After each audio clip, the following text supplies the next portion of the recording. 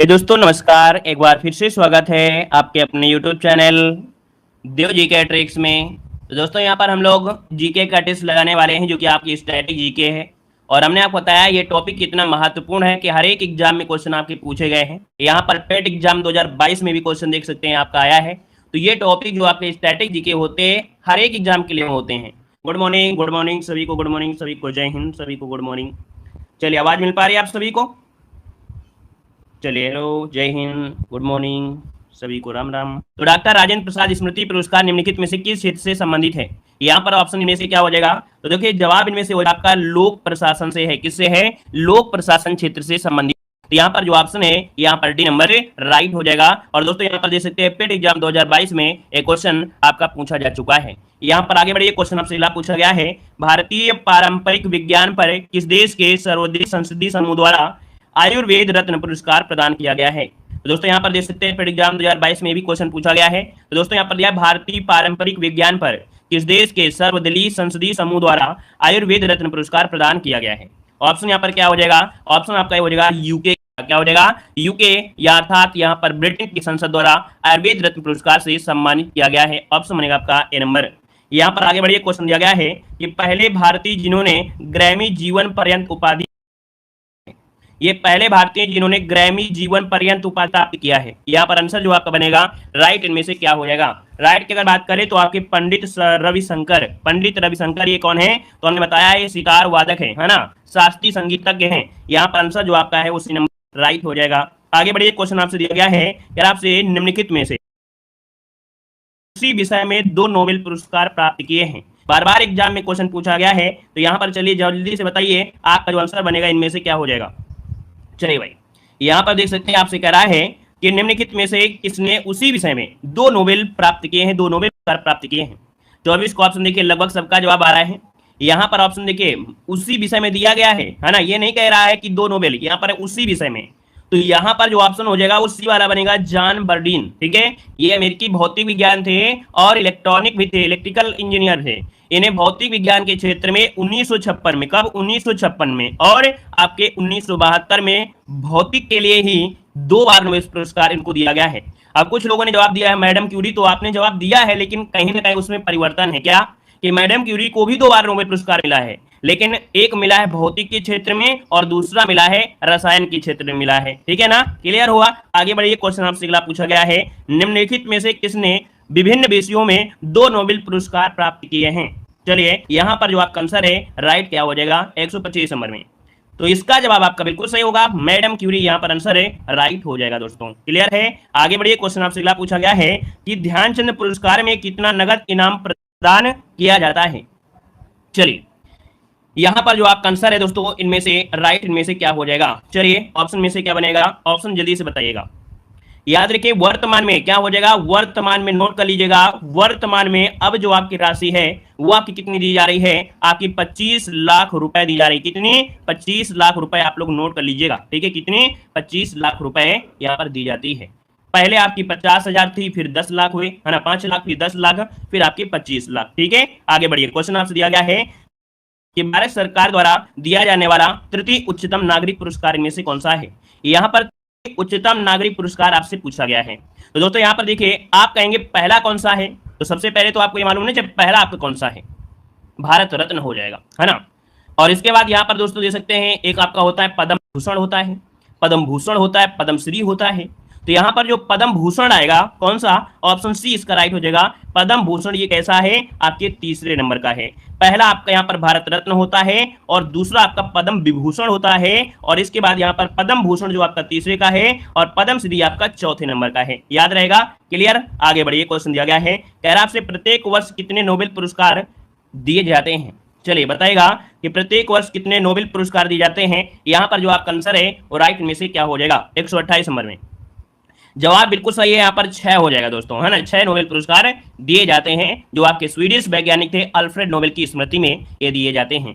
यहाँ पर आगे बढ़िए, क्वेश्चन आपसे अगला पूछा गया है, कह रहा है दादा साहब फाल्के पुरस्कार किस क्षेत्र में योगदान के लिए दिया जाता है? तो दोस्तों दादा साहब फाल्के पुरस्कार जो दिया जाता है वो किस क्षेत्र में? जवाब आपका क्या हो जाएगा? जवाब की अगर बात करते हैं तो ऑप्शन क्या हो जाएगा आपका? फिल्म के क्षेत्र में। तो ऑप्शन क्या बनेगा? यहाँ पर डी नंबर आपका राइट आंसर हो जाएगा। आगे बढ़िए, क्वेश्चन आपसे दिया गया है कि भारत का सर्वोच्च नागरिक सम्मान इनमें से कौन सा है। देखिए अभी अभी हमने ऐसा ही क्वेश्चन आपको बताया है। यहाँ पर दोस्तों देख सकते हैं कि भारत का सर्वोच्च नागरिक सम्मान इनमें से कौन सा है 130 नंबर में, तो आप कहेंगे सर भारत रत्न, है ना, ये भारत रत्न इसका आंसर है, राइट हो जाएगा। फर्स्ट नंबर में ये आता है, पद्म विभूषण ये आपका दूसरे में है, और पद्म भूषण वो तीसरे में, पद्म श्री आपके चौथे में। आगे बढ़िए, क्वेश्चन आपसे अगला पूछा गया है कि निम्न में से किस व्यक्ति को सर्वप्रथम भारत रत्न पुरस्कार दिया गया था। यहाँ पर कितना बेहतरीन क्वेश्चन आपका दिया गया है, कह रहा है कि सर्वप्रथम भारत रत्न पुरस्कार जो दिया गया वो किसे दिया गया था दोस्तों। यहाँ पर 131 को ऑप्शन क्या बनेगा, 131 को ऑप्शन देखिए, ऑप्शन बी सी राजगोपालाचारी को। किसे दिया गया था, तो सी राजगोपालाचारी जो दिया गया था 1954 में दिया गया था दोस्तों, याद रखिएगा, ठीक है ना।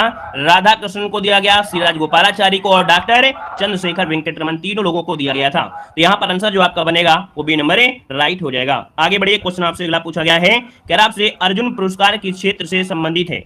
अर्जुन पुरस्कार किस क्षेत्र से संबंधित है, 132 को ऑप्शन देना है, और आपका जो आंसर बनेगा बिल्कुल फास्ट आंसर आना चाहिए। अर्जुन पुरस्कार है आपके खेल कूद में किसे जाता है, तो आपके खिलाड़ियों को दिया जाता है, किसे, खिलाड़ियों को दिया जाता है, याद रखिएगा, ठीक है। और जो द्रोणाचार्य पुरस्कार होता है वो कोच को दिया जाता है, ठीक है ना। तो दोस्तों एक अपडेट और भी आपका है कि 2022 में इनकी धनराशि जो है, राशि है वो आपकी बढ़ाकर यहाँ पर 15 लाख रुपए प्रदान की जाती है ना। इस अवार्ड के लिए 15 लाख रुपए आपके दिए जाते हैं 2022 से, यह अपडेट आपका हो चुका है। यहाँ पर आगे बढ़िए, क्वेश्चन आपसे अगला पूछा गया है कि वर्ष 1913 में से 2014 की अवधि में कितने भारतीयों को नोबेल पुरस्कार मिले हैं। अब दोस्तों यहाँ पर 1913 से 2014 की बात कह रहा है, कितने भारतीयों को नोबेल पुरस्कार मिले हैं। ये क्वेश्चन आप देख सकते हैं 2015 में पूछा गया था, लेकिन अभी हाल ही में ऐसा क्वेश्चन एक जगह और पूछा गया था। तो इसमें से ऑप्शन आपका बी हो जाएगा, 9 हो जाएगा। कितना हो जाएगा, 9 हो जाएगा। अब इसमें से ज्यादा से ज्यादा पहला पूछेगा कि पहला पुरस्कार किसे दिया गया, तो आपके रविंद्रनाथ टैगोर को। इसके बाद सीवी रमन को दिया गया था, 1930 में सीवी रमन को दिया गया था, ठीक है। आपके हरगोविंद खुराना, मदर टेरेसा, अमर्त्य सेन, वेंकटरमन, कैलाश सत्यार्थी, अभिजीत सिंह, है ना, सुब्रमण्यम। यहां पर याद रखिए, इसको आंसर आपका बी बनेगा। नेक्स्ट क्वेश्चन बताइएगा कि गोल्डन पेन ऑफ फ्रीडम पुरस्कार किससे संबंधित है। गोल्डन पेन ऑफ फ्रीडम पुरस्कार जो संबंधित है वो किससे संबंधित है। यहां पर दोस्तों ऑप्शन बनेगा आपका पत्रकारिता से जुड़ा हुआ है, किससे, पत्रकारिता से, और 1961 में इसकी शुरुआत हुई थी, याद रखिएगा, ठीक है। आगे बढ़िए, क्वेश्चन आपसे अगला पूछा गया है, गोकुल पुरस्कार का जो संबंध है या गोकुल पुरस्कार संबंधित है वो आपके किस क्षेत्र से संबंधित है। चलिए जवाब दीजिए भाई, सभी के जवाब नहीं आ रहे हैं, मजा नहीं आ रहा है ना। क्लास को थोड़ा सा लाइक भी कर दीजिए और यहाँ पर शेयर भी कर दीजिएगा, अपने दोस्तों को थोड़ा शेयर कर दिया करें, और लाइक तो कर ही दिया करें। लाइक तो आप लोग आसानी कर सकते हैं, शेयर में तो आप लोग कह सकते हैं हम किसको शेयर करें, लेकिन लाइक वगैरह है तो उसको लाइक कर दिया करें। देखिए यहाँ पर 135 नंबर जो आपका दिया गया है गोकुल पुरस्कार, ये संबंधित है आपके ऑप्शन बी दुग्ध उत्पादन में सहकारिता को बढ़ावा देने के लिए आपका है। ऑप्शन बनेगा यहाँ पर आपका बी नंबर राइट हो जाएगा। आगे बढ़िए, क्वेश्चन आपसे अगला पूछा गया है कि जून 2019 में निम्नलिखित में से किस लेखक को अंग्रेजी भाषा में भारतीय साहित्य को समृद्ध बनाने में उनके उत्कृष्ट योगदान के लिए 54वें ज्ञानपीठ पुरस्कार से सम्मानित किया गया। तो दोस्तों यहाँ पर 54 नंबर का पूछा है, तो आपके ये हैं आपके अमिताभ घोष हैं। कौन है, अमिताभ घोष हैं। लेकिन अगर आपसे पूछे कि 2022 में, तो 2022 में जो 57 नंबर का यहाँ पर ज्ञानपीठ पुरस्कार था वो नीलमणि फूकन को दिया गया है। इसको आपको याद रखना है, 2022 वाला जरूर याद रखना है। किसे दिया गया है, नीलमणि फूकन को दिया गया है। ये असमिया लेखक हैं, इनको 2022 से सम्मानित किया गया 57 नंबर का, याद रहेगा। आगे बढ़िए, क्वेश्चन आपसे दिया गया है, निम्नलिखित पुरस्कारों में से कौन सा पुरस्कार नार्वे के राजा द्वारा प्रदान किया गया है और अक्सर इसे गणित का नोबेल पुरस्कार कहा जाता है। लाजवाब क्वेश्चन दिया है, इसे गणित का नोबेल पुरस्कार कहा जाता है। यहाँ पर आंसर क्या बनेगा, बे नंबर बिल्कुल सही है, एबेल प्राइज, है ना। ये प्रत्येक वर्ष गणित के क्षेत्र में दिया जाता है, और ऑप्शन हो जाएगा बी नंबर। और ये भी पूछेगा कि किसके उपलब्धियों, तो नार्वे के राजा द्वारा प्रदान किया जाता है। आगे बढ़िए, क्वेश्चन आपसे अगला पूछा गया है, यार उत्तर प्रदेश के पहले मुख्यमंत्री गोविंद बल्लभ पंत को किस वर्ष भारत रत्न से सम्मानित किया गया। यहाँ पर हमने बताया है कुछ ऐसे पॉइंट आपको फैक्ट याद कर लेना है ना, जो कि यहाँ पर आपसे क्वेश्चन बनता है क्या कि भारत रत्न किसको किसको दिया गया है ना। यहाँ पर देखिए आपका 1957 में यहाँ पर दिया गया था, इन्हें भारत रत्न दिया गया था। ये भारत के चौथे गृह मंत्री थे और उत्तर प्रदेश के प्रथम मुख्यमंत्री रहे हैं। ऑप्शन आपका सी नंबर राइट हो जाएगा। आगे बढ़िए, क्वेश्चन दिया गया है कि वर्ष 2014-15 के लिए राजीव गांधी खेल रत्न पुरस्कार से किस खिलाड़ी को सम्मानित किया गया था। तो इतना ज्यादा पुराना नहीं पूछेगा, है ना, इतना ज्यादा पुराना नहीं पूछेगा, लेकिन याद रखिएगा 2022 वाला जो अपडेट है उसको जरूर याद रखिएगा। 2022 का जो राजीव गांधी खेल रत्न पुरस्कार दिया गया है वो टेनिस खिलाड़ी शरत कमल अचंता को देने की घोषणा की गई थी। किसे? तो इनका नाम है शरत कमल अचंता, इनको देने की घोषणा की गई थी। ये 2022 का राजीव गांधी खेल रत्न पुरस्कार है, याद रहेगा। आगे बढ़िएगा, क्वेश्चन आपसे अगला पूछा गया है परंपरागत विधि, मतलब विविधि आपकी जीके आपकी आ गई है और बहुत ही लाजवाब क्वेश्चन है। इतने अच्छा क्वेश्चन यहाँ पर देखिएगा मन खुश हो जाएगा, क्योंकि ऐसे क्वेश्चन आपके एग्जाम में पूछे जाते हैं। देखिए पेट एग्जाम 2022 में भी ये क्वेश्चन पूछा गया है। कह रहा है कि आजादी का अमृत महोत्सव के तहत बढ़े चलो अभियान निम्नलिखित में से किस केंद्रीय मंत्रालय के द्वारा शुरू किया गया है? चलिए यहां पर देखिए ऑप्शन क्या हो जाएगा 140 नंबर में, तो आप कहेंगे ये है आपके संस्कृति मंत्रालय। क्या बनेगा? संस्कृति मंत्रालय के द्वारा। और इसका उद्देश्य क्या है? ताकि युवाओं को जुड़ने और उनमें देशभक्ति की भावना पैदा करने के लिए यह आपका शुरू किया गया। ऑप्शन बनेगा आपका बी नंबर। हर एक क्वेश्चन इतना लाजवाब है और हर एक क्वेश्चन को पढ़ने में आपको आनंद आएगा, लगेगा नहीं कि एग्जाम में बिल्कुल क्वेश्चन छपा हुआ मिलेगा। देखिए संयुक्त राज्य अमेरिका का राष्ट्रीय खेल पूछ लिया गया है, तो चलिए यहां पर जो आप दीजिए इनमें से क्या हो जाएगा कि संयुक्त राज्य अमेरिका का यहां पर जो खेल है कौन सा हो जाएगा? चलिए ऑप्शन यहां पर हो जाएगा क्या? सी नंबर है, बेसबॉल है। क्या हो जाएगा? बेसबॉल इसका आंसर है, राइट हो जाएगा दोस्तों। यहां पर जो अगला क्वेश्चन आपसे दिया गया है, कह रहा आपसे क्या कह रहा है, निम्नलिखित में से कौन लोकसभा के प्रथम अध्यक्ष यहां पर थे? चलिए लोकसभा के प्रथम अध्यक्ष यहाँ पर जो आपके थे कौन थे? तो गणेश मौलंकर थे, है ना। यहाँ पर गणेश मौलंकर, ऑप्शन बनेगा बी नंबर है, राइट हो जाएगा दोस्तों। और यहाँ पर अगर आपसे पूछे 17वीं लोकसभा के जो अध्यक्ष वो आपके कौन है? चलिए बताइएगा 17वीं लोकसभा के जो अध्यक्ष हैं वो आपके कौन है? आपने नाम पढ़ा होगा ओम बिरला, है ना। क्या? ओम बिरला, ऑप्शन बनेगा आपका बी नंबर। आगे बढ़िए, क्वेश्चन आपसे दिया गया है कि अंतर्राष्ट्रीय ओलंपिक समिति का मुख्यालय जो आपका है कहां पर है? अंतर्राष्ट्रीय ओलंपिक समिति का मुख्यालय कहां पर है? तो दोस्तों ऑप्शन बनेगा बी, स्विट्जरलैंड में है। कहां पर है? स्विट्जरलैंड में है। और ये स्विट्जरलैंड के लुसाने में कहां पड़ता है? तो आपके लुसाने में पड़ता है। और स्थापना की गई थी 1894 में। कब?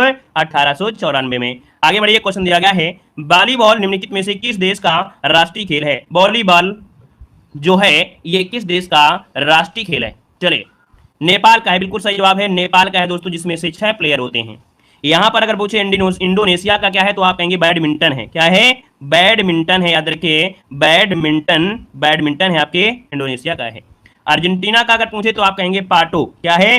पाटो जो आपका है कि यहाँ का खेल है। और यहाँ पर नेपाल का वॉलीबॉल है और श्रीलंका का भी क्या है? आपका वॉलीबॉल है। आगे बढ़िए, क्वेश्चन दिया गया है क्या आपसे टाटा पावर सोलर ने किस राज्य में भारत की पहली बड़ी फ्लोटिंग तैरती सौर ऊर्जा परियोजना शुरू की है? पेड एग्जाम में ढेर सारे क्वेश्चन पूछे गए। पेड एग्जाम का ही आपका टॉपिक कहीं ना कहीं बहुत ज्यादा क्वेश्चन आपके बनते हैं पेड एग्जाम में, और हमने आपको पेड एग्जाम बहुत अच्छी तरीके से पढ़ाया है, मॉडल पेपर भी दिया है ना। यहाँ पर देखिए टाटा पावर सोलर ने किस राज्य में भारत की सबसे बड़ी फ्लोटिंग अर्थात तैरती हुई सौर ऊर्जा परियोजना शुरू की है? जवाब आपका हो जाएगा सी नंबर, आपके केरल में है। कहां पर है? केरल में शुरुआत इसकी किया है, ऑप्शन बनेगा आपका सी नंबर है, राइट हो जाएगा। केरल में कायमकुलम में। कहां पर? कायमकुलम में ये शुरू किया है। आगे बढ़िए, क्वेश्चन आपसे अगला पूछा गया है कि जागृति निम्नलिखित में से किस क्षेत्र से संबंधित शुभंकर है? जागृति किस क्षेत्र से संबंधित शुभंकर है? यहां पर दोस्तों याद रखिएगा उपभोक्ता जागरूकता से जुड़ा हुआ है, ऑप्शन बनेगा यहां पर बी नंबर है, राइट हो जाएगा। जागो ग्राहक जागो टैगलाइन के साथ दिखाया जाएगा दोस्तों। यहां पर अगला क्वेश्चन आपसे दिया गया है कि महाराष्ट्र में स्थित औरंगाबाद का नया नाम इनमें से बताइए क्या हो जाएगा? महाराष्ट्र में जो आपका औरंगाबाद है इसका नया नाम क्या है? देख सकते हैं 2022 में भरमार रही है आपके पेड एग्जाम में ऐसे क्वेश्चन की। तो दोस्तों यहाँ पर जो भी पढ़ाया जाता है बिल्कुल सॉलिड पढ़ाया जाता है ना, इधर उधर का नहीं है, बिल्कुल सॉलिड आपको पढ़ाएंगे। वैसे पढ़ने को तो पूरी बुक है, लेकिन पूरी बुक हम नहीं पढ़ाते हैं, जो जरूरत होती है, जो आपका जरूरत है बस वही आपको मिलेगा। यहाँ पर दोस्तों आपका जो दिया गया है ऑप्शन ए संभाजी नगर, क्या हो गया है? संभाजी नगर कर दिया गया है दोस्तों, याद रखिएगा, है ना। और यहाँ पर आगे बढ़िए, क्वेश्चन दिया गया है कह रहा है द अनामलाई रीड टेल नाम की डैम जल फ्लाई की एक नई प्रजाति की खोज की है और ये किस राज्य में स्थित है? दोस्तों यहाँ पर जो आपका आंसर है वो ऑप्शन बनेगा ए, आपके केरल में है। ये जो आपकी फ्लाई है ना, द अनामलाई, अनामलाई से भी आपको याद आना चाहिए कि अनामलाई है कहां पर, है ना, तो उसी से आपको याद होना चाहिए। आपका आंसर हो जाएगा आपका ए नंबर राइट हो जाएगा। और एक केरल में एक वन्यजीव अभ्यारण्य है, कौन? पीची वन्यजीव अभ्यारण्य में ये आपके पाई गई है। आगे बढ़िए, क्वेश्चन आपसे अगला पूछा गया है कि थॉमस कप का संबंध किस खेल से है? 2022 पेड एग्जाम। चलिए थॉमस कप का जो संबंध है वो आपके किससे है? 149 नंबर की अगर बात करें तो आपके बैडमिंटन से है। किससे है? बैडमिंटन में, जैसे थॉमस कप हो गया, सुधीर रमन कप हो गया, अब्दुल रहमान कप हो गया, है ना, उबर कप हो गया, ये आपके बैडमिंटन से जुड़े हुए हैं, ठीक है ना। और टेनिस में जैसे आपका डेविस कप होता है, बहुत बार पूछा गया है कि डेविस कप का जो संबंध है वो आपकी किससे है, तो आपके टेनिस से है। विंबलडन ट्रॉफी जो होती है वो आपके टेनिस से ही जुड़ी होती है। Federation cup, half man cup, ये टेनिस से है। आगे बढ़िए, क्वेश्चन दिया गया है कि छात्र पारिस्थितिकी के लिए एक नया डिजिटल प्लेटफॉर्म कैंपस पावर किस बैंक द्वारा लॉन्च किया गया है। तो दोस्तों यहाँ पर देखिए कैंपस पावर ये किस बैंक के द्वारा, तो आपके आईसीआईसीआई बैंक, जो कि ऑप्शन बनेगा आपका ये नंबर है, राइट हो जाएगा दोस्तों। और इसके बाद आगे बढ़ते हैं, क्वेश्चन दिया गया है निम्नलिखित में से कौन सबसे बुद्धिमान स्तनधारी है। यहाँ पर सबसे बुद्धिमान पेट एग्जाम 2022 में सब क्वेश्चन आपके लगातार पूछे गए हैं। यहाँ पर 151 का ऑप्शन सी हो जाएगा डॉल्फिन, है ना। कौन है डॉल्फिन दोस्तों, सबसे बुद्धिमान स्तनधारी होता है। कभी कभी ये भी क्वेश्चन पूछ लेता है कि डॉल्फिन जो है आपका है कैसा है, तो आप कहेंगे ये स्तनधारी है दोस्तों, याद रखिएगा, ठीक है। और इसके बाद ये जो आपकी है बांग्लादेश, है ना, नेपाल भारत बांग्लादेश की ब्रह्मपुत्र नदी मेघना में ये आपको देखने को मिलती है। आगे बढ़िए, क्वेश्चन आपसे अगला पूछा गया है निम्नलिखित में से किस आईआईटी ने भारतीय भाषा प्रौद्योगिकी को आगे बढ़ाने के लिए A14 भारत में नीले कड़ी केंद्र की शुरुआत किया है। दोस्तों यहाँ पर जो आपका आंसर है वो आपका हो जाएगा आईआईटी मद्रास। याद रखिए कि आईआईटी मद्रास के द्वारा नीलकड़ी ये आपका शुरू किया गया है, ऑप्शन डी राइट हो जाएगा। प्रमुख नंदन नीलकड़ी द्वारा किया गया है। आगे बढ़िए, क्वेश्चन दिया गया है कि आपसे निम्नलिखित में से किस देश के वैज्ञानिकों ने पहला कृत्रिम भ्रूण तैयार किया है। चलिए बताइएगा कि किस देश के वैज्ञानिकों ने पहला कृत्रिम भ्रूण तैयार किया है, यहाँ पर आंसर में से क्या बनेगा। तो दोस्तों ऑप्शन की अगर बात करते हैं 153 नंबर में, तो ऑप्शन बनेगा ये आपके इजराइल के द्वारा तैयार किया गया, ऑप्शन नंबर ए राइट हो जाएगा। और इस शोध में टीम ने चूहे की स्टेम सेल से भ्रूण को विकसित किया है। किससे, चूहे की स्टेम सेल से भ्रूण को विकसित किया है। अगला क्वेश्चन आपसे दिया गया है कि Gujarat agro radiation processing facility Gujarat में पहली और भारत में चौथी सुविधा है जिसे यूएसडीए के निर्यात के लिए मंजूरी मिली है। तो दोस्तों यहाँ पर याद रखिए Gujarat agro radiation processing facility, इसमें 154 का ऑप्शन बनेगा ये आम और अनार। क्या हो जाएगा, आम और अनार, यहाँ पर आंसर राइट हो जाएगा। ये मंजूरी मिली है आम और अनार के लिए मिला है। गुजरात से अमेरिका को आम के निर्यात को बढ़ावा मिलेगा। दोस्तों आगे बढ़िए, क्वेश्चन आपसे अगला पूछा गया है कि आपसे निम्नलिखित में से किसने बाइकैमरल माइंड के सिद्धांत की शुरुआत की है। बाइकैमरल माइंड के सिद्धांत की जो शुरुआत किया है वो आपके जूलियन जेनेस ने किया है। क्या, जूलियन जेनेस ने किया है, ऑप्शन बनेगा आपका बी नंबर है। और अगला क्वेश्चन दिया गया है कि काशीबाई कानितारक की जीवनी के अनुसार संयुक्त राज्य अमेरिका के एमडी प्राप्त करने वाली पहली भारतीय महिला कौन थी, और वह पेशे से एक चिकित्सक के रूप में भारत में काम कर रही हैं। इनका नाम है, ऑप्शन इनमें से क्या बनेगा। चलिए इनका नाम है option D Anandi Gopalrao Joshi, option D right हो जाएगा। ये पेशे से एक चिकित्सक भी हैं और भारत में ये काम कर रही हैं। आगे बढ़िए, क्वेश्चन आपसे अगला पूछा गया है यार आपसे भारत में WHO का जो मुख्यालय है वो आपके कहाँ पर है। देखो भारत में पूछा है, भारत में WHO का मुख्यालय कहाँ पर स्थित है। जल्दीबाजी में क्वेश्चन गलत भी हो सकता है। यहाँ पर देखिए आपका जवाब हो जाएगा सी नंबर, नई दिल्ली में है। कहाँ पर है, नई दिल्ली में है, ऑप्शन बनेगा आपका यहाँ पर सी नंबर हो जाएगा।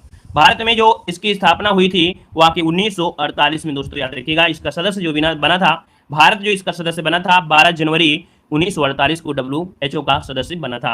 यहाँ पर आगे बढ़िए, क्वेश्चन आपसे अगला पूछा गया है यूनिसेफ द्वारा मातृ एवं शिशु स्वास्थ्य देखभाल के लिए कौन सा कार्यक्रम बनाया गया है। तो दोस्तों यहाँ पर देखिए 58 का ऑप्शन बनेगा आपका ए नंबर है गोवी FFF, ठीक है, ऑप्शन बनेगा आपका ए नंबर है राइट हो जाएगा। और अगला क्वेश्चन आपसे दिया गया है कह रहा है निम्नलिखित में से कौन सा संगठन दुनिया में लोगों की शिक्षा के लिए काम कर रहा है। तो दोस्तों यहाँ पर जो आपका यूनेस्को है, यूनेस्को वह संगठन है जो दुनिया में लोगों की शिक्षा के लिए काम कर रहा है। और संयुक्त राष्ट्र की इस विशेष संस्था का जो गठन हुआ था वो आपकी 1945 को इसका गठन हुआ था। यहाँ पर आगे बढ़िए, क्वेश्चन आपसे अगला पूछा गया है कि भारत के उद्यान शहर के रूप में किसे जाना जाता है। बताइएगा कि भारत के उद्यान शहर के रूप में जो जाना जाता है वो किसे जाना जाता है। आपका आंसर क्या हो जाएगा, तो आंसर आपका हो जाएगा बेंगलुरु को। कैसे, बेंगलुरु, जिसका ऑप्शन आ रहा है यहाँ पर राइट हो जाएगा डी नंबर। आगे बढ़िए, क्वेश्चन दिया गया है कि दुनिया का सबसे तेज सुपर कंप्यूटर फ्रंटियर किस देश में विकसित किया गया है। चलिए भाई यहाँ पर देख सकते हैं फ्रंटियर जो आपका है ये कहाँ पर विकसित किया गया है। ये आपका ऑप्शन है यहाँ पर यूएसए में। दोस्तों ऑप्शन बनेगा आपका डी नंबर है राइट हो जाएगा। यहाँ पर आगे बढ़िए, क्वेश्चन आपसे अगला पूछा गया है वन अनुसंधान संस्थान कहाँ पर स्थित है। वन अनुसंधान संस्थान कहाँ पर है, यहाँ पर देखिए ऑप्शन क्या हो जाएगा, वन अनुसंधान जो आपका है ये कहाँ पर स्थित है। चलिए ऑप्शन यहाँ पर देना है और ऑप्शन की अगर बात करते हैं 162 नंबर में तो ऑप्शन सी हो जाएगा आपके देहरादून में। कहाँ हो जाएगा, देहरादून इसका जो आंसर है यहाँ पर आपका सी नंबर है राइट हो जाएगा। आगे बढ़िए, क्वेश्चन आपसे अगला पूछा गया है कि किस वर्ष में गंगा नदी को राष्ट्रीय नदी घोषित किया गया था। चलिए यहाँ पर जवाब देना है कि किस वर्ष गंगा नदी को राष्ट्रीय नदी घोषित किया गया था। जवाब यहाँ पर देखिए, ऑप्शन बनेगा आपका बी नंबर है 2008 में। कब? 2008 इसका जो आंसर है यहाँ पर बी नंबर है राइट हो जाएगा। आगे बढ़िए, क्वेश्चन आपसे अगला पूछा गया है, कह रहा है भारत का सर्वप्रथम डिजिटल पंचायत वार्ड कौन सा है। भारत का सर्वप्रथम डिजिटल पंचायत वार्ड पूछ लिया गया है। तो दोस्तों यहाँ पर जो आपका आंसर बनेगा यहाँ पर 164 नंबर में ऑप्शन बनेगा आपका ए नंबर केरल है। दोस्तों केरल का जो कोट्टायम शहर है, कोट्टायम जिला है, तो कोट्टायम जिला एक वार्ड 2017 में भारत का डिजिटल पंचायत वार्ड बना था। दोस्तों याद रखिएगा। और आगे बढ़िए, क्वेश्चन आपसे अगला पूछा गया है, दूरदर्शन की स्थापना किस वर्ष की गई थी। दूरदर्शन की जो आपकी स्थापना है वो आपकी किस वर्ष की गई थी।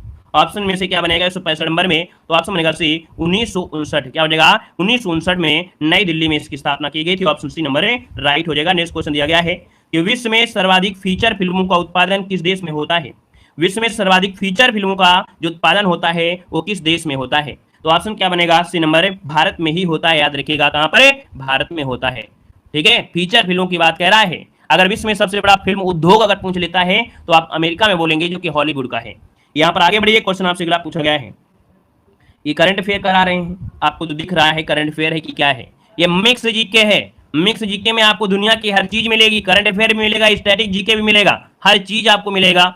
ये मिक्स जीके आपकी है जो कि आपके लिए बिल्कुल अमृत के समान आपकी है। ठीक है, आगे बढ़िए, क्वेश्चन आपसे अगला पूछा गया है कि पूर्वी यूरोपीय देश में जहां पहली उल्लेखनीय दुर्घटना तबाही का कारण बना एक परमाणु रिएक्टर। तो दोस्तों यहां पर देख सकते हैं 167 नंबर में जो ऑप्शन बनेगा वो आपका भी हो जाएगा चेरनोबिल। तो दोस्तों चेरनोबिल परमाणु ऊर्जा संयंत्र ये यूक्रेन में है, जो कि 1986 में ये दुर्घटनाग्रस्त हो गया था, जिसमें से 28 लोग मारे गए थे। और ये यूरोपीय देश का पहला परमाणु रिएक्टर है जो दुर्घटनाग्रस्त हुआ था। दोस्तों याद रखिएगा। ठीक है, और इसका कारण उसका दोषपूर्ण डिजाइन को माना जाता है, उसका डिजाइन अच्छा नहीं था। यहाँ पर आगे बढ़िए, क्वेश्चन आपसे दिया गया है कि किस पर्यावरणविद ने 1997 में मैग्सेसे पुरस्कार जीता तथा ताजमहल और गंगा की सफाई में एक प्रमुख भूमिका निभाई थी। तो दोस्तों यहाँ पर देख सकते हैं ऑप्शन क्या बनेगा डी। इनका नाम है महेश चंद्र मेहता। महेश चंद्र मेहता, ऑप्शन बनेगा आपका डी नंबर राइट हो जाएगा। दोस्तों इन्हें रमन मैग्सेसे पुरस्कार भी दिया गया था और इस पुरस्कार को दोस्तों एशिया का नोबेल पुरस्कार भी कहा जाता है। आगे बढ़िए, क्वेश्चन आपसे पूछा गया है कि ब्रिक्स बैंक का मुख्यालय कहां पर है, बताइएगा ऑप्शन क्या हो जाएगा। वेरी गुड, यहां पर दिया गया है कि ब्रिक्स बैंक का मुख्यालय कहां पर स्थित है। तो ब्रिक्स बैंक का कहां पर है, संघाई है। ऑप्शन बनेगा बी नंबर संघाई, इसका आंसर राइट हो जाएगा। और ब्रिक्स में आप लोग जानते हैं कौन कौन से देश हैं, तो बा से ब्राजील, और रा से क्या हो जाएगा रूस हो जाएगा, इंडिया हो जाएगा, और यहाँ पर सी से चाइना, और ए से हो जाएगा क्या दक्षिण अफ्रीका, साउथ अफ्रीका। ठीक है ना, और इसका जो मुख्यालय है वो आपके संघाई में है। आगे बढ़िए, क्वेश्चन आपसे दिया है रामायण में मांडवी किसकी पत्नी थी। रामायण में मांडवी जो थी वो किसकी पत्नी थी। चलिए बताइए, 170 नंबर की अगर बात करते हैं तो ऑप्शन क्या हो जाएगा। चलिए देखिए यहाँ पर आंसर आपका जो बनेगा क्या हो सकता है। यहाँ पर देखिए 70 का ऑप्शन डी आ रहे हैं, कह रहे लक्ष्मण हो जाएगा। अच्छा भैया, रामायण में मांडवी पूछा गया है और मांडवी किसकी पत्नी थी आपसे पूछा गया है। अगर आप लोग लक्ष्मण कहोगे तो भैया ये बताएगा कि उर्मिला जो थी वो किसकी थी। अगर आप लोग लक्ष्मण की बताओगे तो उर्मिला किसकी बताओगे। अब आपको यही नहीं पता है तो बताओ क्या दिक्कत है ना। रामायण आप बचपन से पढ़े होंगे, देखे होंगे, इतना तो ज्ञान आपको रखना ही चाहिए। याद रखिएगा, यहाँ पर जो मांडवी है ये आपकी किसकी थी, भरत की पत्नी थी। दोस्तों ठीक है, क्लियर है, भरत की पत्नी का नाम मांडवी था।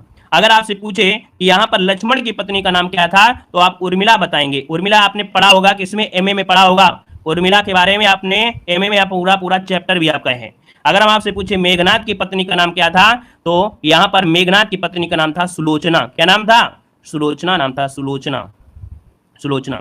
और अगर यहाँ पर सुग्रीव की पत्नी की बात करें तो रूमा नाम था। क्या नाम था, रूमा।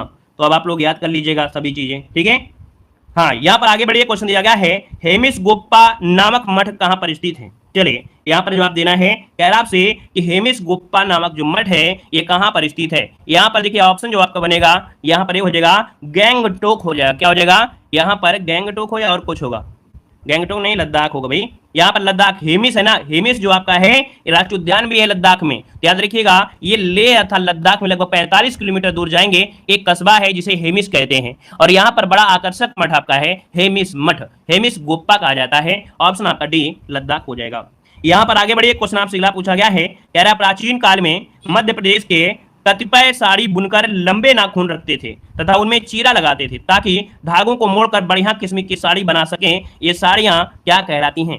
ये साड़ियां दोस्तों इन्हें कहते थे चंदेरी। क्या बोलते थे? चंदेरी की साड़ियां। ऑप्शन बनेगा आपका ए नंबर हो जाएगा। यहाँ पर आगे बढ़िए, क्वेश्चन आपसे अगला पूछा गया है, कह रहे सबरीमाला मंदिर में पूजा के लिए प्रसूति महिलाओं को अनुमति देने का निर्णय किन के द्वारा लिया गया था? तो दोस्तों यहाँ पर देख सकते हैं सबरीमाला में पहले क्या था, महिलाओं को नहीं जा सकती थी, महिलाओं को अनुमति नहीं थी। लेकिन बाद में एक ऐसा निर्णय आया कि भारतीय सर्वोच्च न्यायालय ने निर्णय दिया कि यहाँ पर जो महिलाएं भी हैं वो भी इस मंदिर में जा सकती हैं दोस्तों। तो ऑप्शन बनेगा आपका डी नंबर राइट हो जाएगा दोस्तों।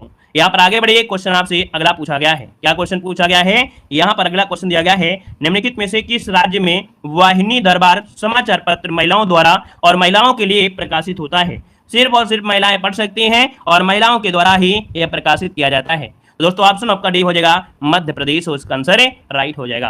अब आदमी पढ़ लें तो वह बात दूसरी है ना, लेकिन महिलाओं के लिए स्पेशल था, उनके बारे में हर चीज जानकारी, मतलब जो भी चीजें हैं वो महिलाओं से संबंधित था। तो ऑप्शन डी राइट हो जाएगा। अगला क्वेश्चन यहाँ पर दिया गया है, निम्नलिखित में से कौन से युग्म सही ढंग से मेल नहीं खा रहे हैं? और सही ढंग से मेल नहीं खा रहे हैं तो बस उनको मेल करा दीजिए, आपका आंसर बन जाएगा। पुराने पत्रों का एक समूह यहाँ पर जवाहरलाल नेहरू से संबंधित है दोस्तों। ये जो आपकी लिखित पुस्तक है ये जवाहरलाल नेहरू से है। अगला है समय का संक्षिप्त इतिहास।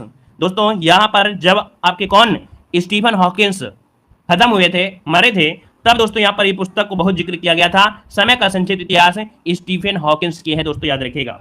आगे बढ़िए, क्वेश्चन आपसे अगला पूछा गया है, कह रहा है अगला क्वेश्चन, निम्नलिखित में से किस संस्थान को प्रथम आईआईटी के रूप में स्थापित किया गया था?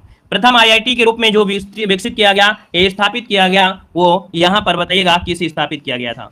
जवाब हो जाएगा 176 नंबर में। क्या बनेगा? 176 को ऑप्शन सी आईआईटी खड़गपुर को स्थापित किया गया था दोस्तों।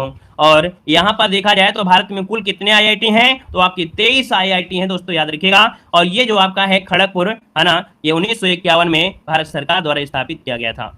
यहाँ पर आगे बढ़िए, क्वेश्चन आपसे अगला पूछा गया है, कह रहा है बहुजन हिताय बहुजन सुखाय, बहुजन हिताय बहुजन सुखाय निम्नलिखित में से किस राष्ट्रीय संस्थान का संस्कृत आधारित आदर्श वाक्य है? दोस्तों यहाँ पर आंसर आपका हो जाएगा क्या? ऑप्शन बनेगा यहाँ पर कौन सा? दूरदर्शन। वेरी गुड, बहुत अच्छे, लाजवाब, बेहतर तरीका है।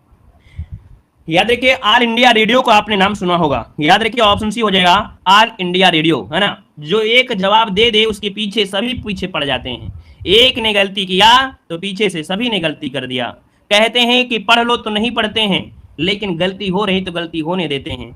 ये ऐसे आपकी क्लास है कि आपकी दूसरी क्लास भी चल रही हो ना, तो भी आपको दूसरी क्लास में नहीं जाना चाहिए, क्योंकि ये ऐसी क्लास है, विविध क्लास है। और आज के लिए ये आपकी रामबाण क्लास है, 1 से 2 बार क्लास आपको देखना पड़ेगा। ये ऐसी क्लासें थी, लेकिन नहीं, भगना है, इधर दौड़ो उधर दौड़ो, ऐसे दौड़ो ऐसे दौड़ो, भगते रहते हैं। यहाँ पर देखो दिया गया है क्या, यहाँ पर आपका आंसर हो जाएगा, आपका सी नंबर है ऑल इंडिया रेडियो, इसका आंसर आपका हो जाएगा सी। अब याद रखिएगा कि 8 जून 1936 को, क्या 8 जून 1936 को ऑल इंडिया रेडियो अस्तित्व में आया था। ऑप्शन बनेगा आपका सी नंबर। यहाँ पर देखिए अगला क्वेश्चन दिया गया है कि गुरु अंगद देव पशु चिकित्सा पशु विज्ञान विश्वविद्यालय पंजाब के किस शहर में स्थित है? यहाँ पर देखिए ऑप्शन जो आपका बनेगा वो आपका क्या हो जाएगा, ये लुधियाना में है। कहां पर है? लुधियाना। और अगर आपसे पूछे लुधियाना शहर कहां पर है लुधियाना कहां पर, जल्दी से बताइएगा। लुधियाना कहां पर है? हरियाणा में है, पंजाब में है, या आपके हिमाचल प्रदेश में है? बताइए जल्दी से। लुधियाना जो आपका है वो आपके हरियाणा में है, या पंजाब में है, या हिमाचल प्रदेश में है? क्या बताएंगे? तो दोस्तों यहाँ पर याद रखिए लुधियाना जो आपके है कहां पर है? आपके पंजाब में है, ठीक है ना। हरियाणा मत लगाइएगा, ये पंजाब में है लुधियाना। आगे बढ़िए, क्वेश्चन दिया गया है, कह रहे रविन्द्रनाथ टैगोर द्वारा लिखी गई कविता अमार सोनार बंगला के संबंध में कौन सा कथन सही दिया गया है? तो दोस्तों यहाँ पर जो आपका कथन है वो आपका सही कौन है 79 में? तो देखिए यहाँ पर पहला पॉइंट दिया गया है क्या, यह टैगोर की पहली कविता थी। क्या सही है? क्या नहीं सही है? इस कविता को बाद में बांग्लादेश ने अपने राष्ट्रीय गान के रूप में अपना लिया, यही इसकी खासियत है। ऑप्शन बी बनेगा। अगला क्वेश्चन देखो दिया गया है, कह रहा है ऑक्सफोर्ड और कैम्ब्रिज नामक 2 प्रसिद्ध विश्वविद्यालय किस देश में स्थित हैं? ये तो आपने पढ़ा भी होगा, ऑक्सफोर्ड है ना और कैम्ब्रिज, ये जो बहुत ही विश्व प्रसिद्ध आपके विद्यालय हैं, ये किस देश में स्थित हैं? 180 को ऑप्शन देना है। जवाब इनमें से क्या हो जाएगा? बी राइट, संयुक्त राज्य अमेरिका। चलिए देखिए यहाँ पर बहुत ही जवाब आ रहे हैं, ऑप्शन यहाँ पर बी नंबर है, जिसका भी आया है उसको ऑप्शन क्या हो जाएगा, यहाँ पर गलत हो जाएगा।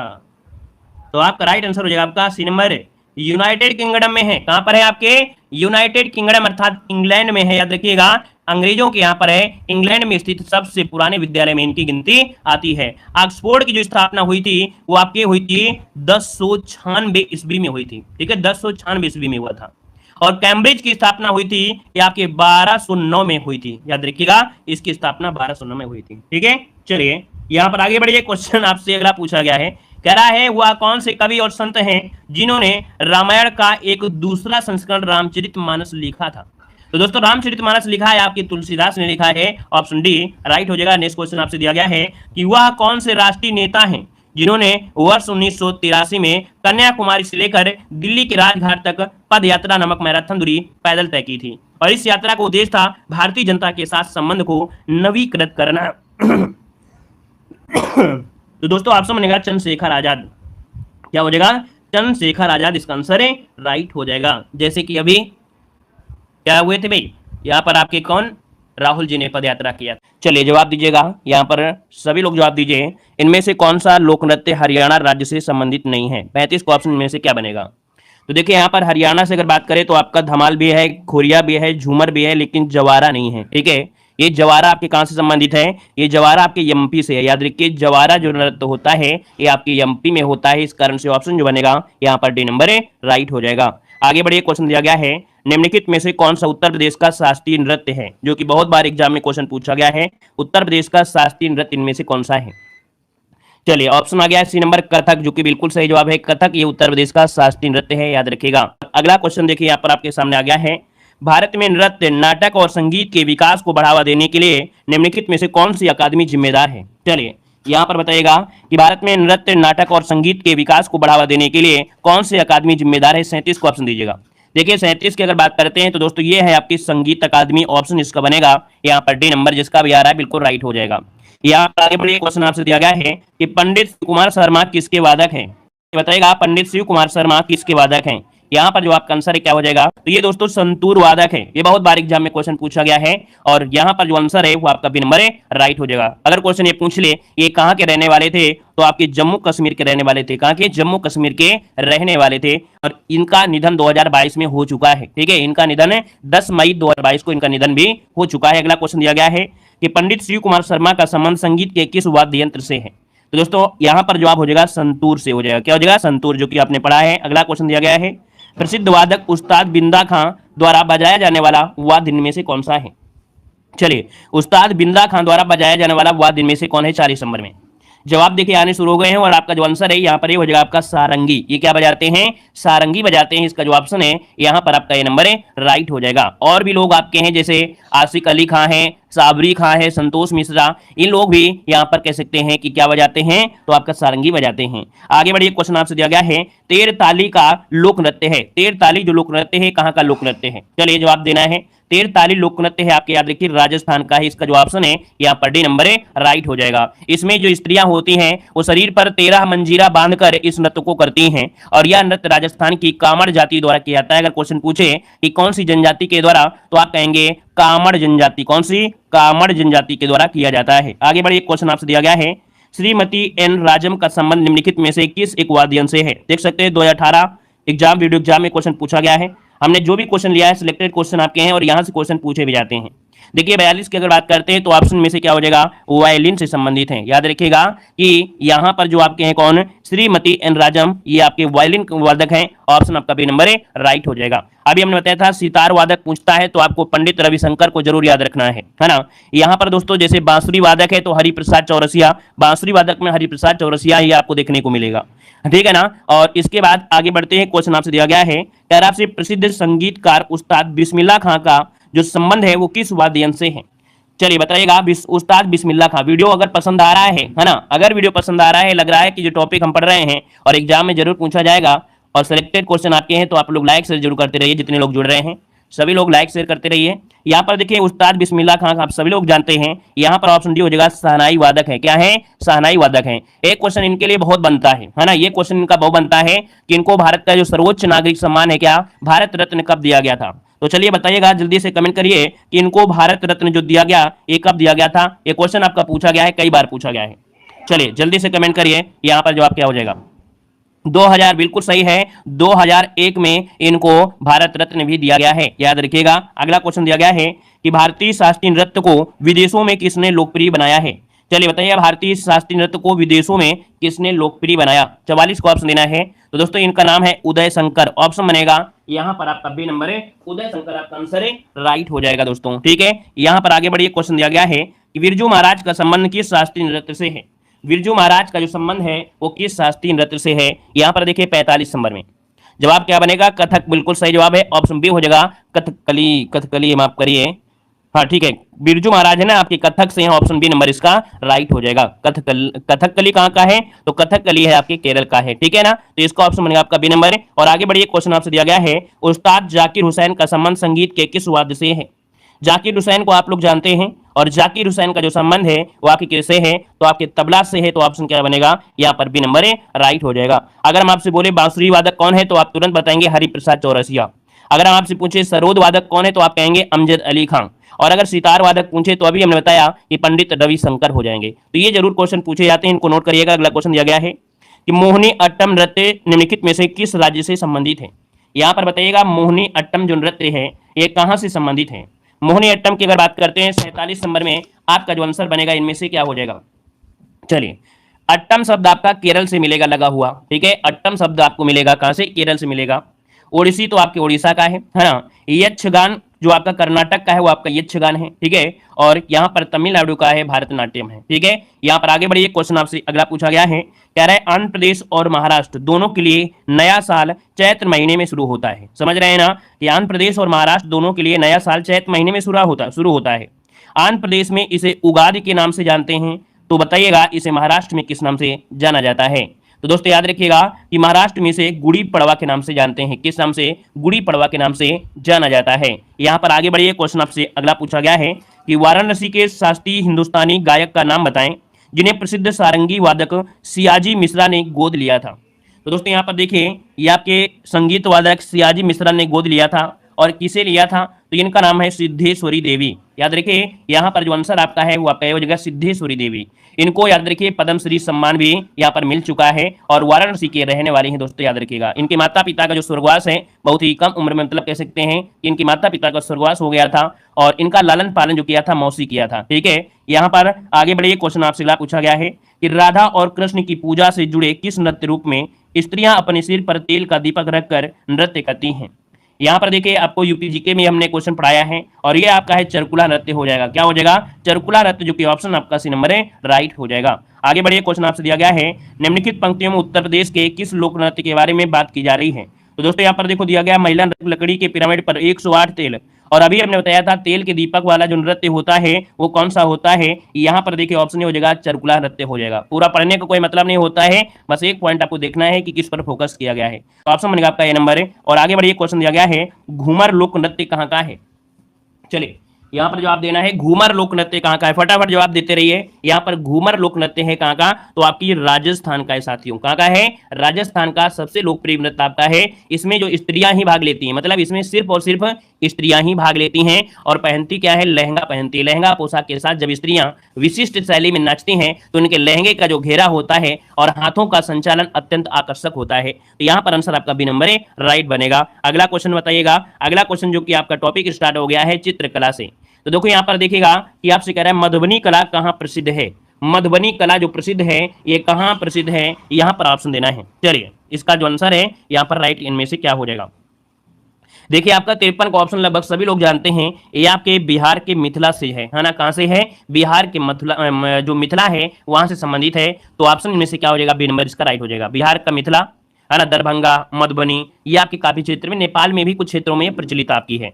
यहाँ पर देखो दिया गया है अगला। अच्छा, ये होती क्या है, तो इसमें क्या होता है, जो चित्रकारी होती है रंगोली के रूप में प्रसिद्ध थी, परंतु अब धीरे धीरे क्या हो गया है, दीवारों में और कपड़ों में भी की जाने लगी है। ठीक है, यहाँ पर पहले रंगोली हुआ करती थी सिर्फ। अगला क्वेश्चन यहाँ पर देखो दिया गया है कि कला का अभ्यास भारतीय उपमहाद्वीप के मिथिला क्षेत्र में किया जाता है। तो देखो यहाँ पर देखो दिया गया है क्या, मिथिला क्षेत्र में, और मिथिला क्षेत्र में कौन हो जाएगा, आपका मधुबनी हो जाएगा। तो ऑप्शन क्या बनेगा, यहाँ पर आपका ये नंबर हो जाएगा। नेक्स्ट क्वेश्चन बताइएगा कि भारत के पिकासो के तौर पर किसे जाना जाता है। भारत के पिकासो के तौर पर किसे जाना जाता है। यहाँ पर देखिए ऑप्शन जो आपका 55 का नंबर बनेगा वो ऑप्शन क्या हो जाएगा, मकबूल फिदा हुसैन। ठीक है, मकबूल फिदा हुसैन को भारत का पिकासो कहा जाता है। दोस्तों याद रखिएगा कि इनको 1966 में पद्मश्री अवार्ड मिला था, 1973 में पद्म भूषण अवार्ड मिला है ना, और 1991 में पद्म विभूषण अवार्ड से सम्मानित किया गया है। आगे बढ़िए, क्वेश्चन आपसे अगला। अच्छा, इन्होंने अब क्या किया है, कतर की नागरिकता स्वीकार लिया है। कहा कि अब इन्होंने कतर की नागरिकता स्वीकार कर ली थी। यहाँ पर आगे बढ़िए, क्वेश्चन दिया गया है, प्रमुख त्योहार मेला में संगाई महोत्सव निम्नलिखित में से किस राज्य में मनाया जाता है। 2022 पेट एग्जाम में क्वेश्चन देख सकते हैं, पूछा गया है और ये टॉपिक बहुत ही महत्वपूर्ण है, रामबाण क्वेश्चन भी है और रामबाण टॉपिक भी है। तो दोस्तों संगाई महोत्सव जो मनाया जाता है ये आपके किस राज्य में मनाया जाता है। चलिए संगाई महोत्सव की बात करते हैं तो ऑप्शन हो जाएगा मणिपुर में मनाते हैं। कहां पर है, मणिपुर राज्य में ये मनाया जाता है। दोस्तों याद रखिएगा, और कब से कब, तो 21 से 30 नवंबर तक मनाया जाता है। यहाँ पर आगे बढ़िए, क्वेश्चन आपसे पूछा गया है कि किस राज्य में ड्री त्योहार मनाया जाता है। किस राज्य में ड्री त्योहार मनाया जाता है। यहाँ पर देखिए 57 नंबर की अगर बात करते हैं तो आपका जवाब भी हो जाएगा अरुणाचल प्रदेश में। कहां पर है, अरुणाचल प्रदेश मनाया जाता है। और यह एक कृषि उत्सव है जो कि 5 जुलाई को मनाते हैं। कहां मनाते हैं, 5 जुलाई को मनाया जाता है और यह एक कृषि उत्सव है। आगे बढ़िए, क्वेश्चन दिया गया है इलाहाबाद में किस वर्ष अगले अर्ध कुंभ का आयोजन किया जाना है। तो दोस्तों ये आपका प्रीवियस ईयर क्वेश्चन आपका है, याद रखिएगा 2019 में अर्ध कुंभ आपका हुआ था, इस पॉइंट को याद रखना है। और प्रत्येक 12 वर्ष में महाकुंभ होता है, 6 वर्ष में अर्ध कुंभ होता है ना। तो इसका जो आंसर आपका है, एक प्रीवियस ईयर क्वेश्चन आपको 2018 में पूछा गया था, तो इसलिए इसका आंसर आपका यहाँ पर क्या हो जाएगा, 19 हो जाएगा। ठीक, धन्यवाद, जय हिंद, वंदे मातरम।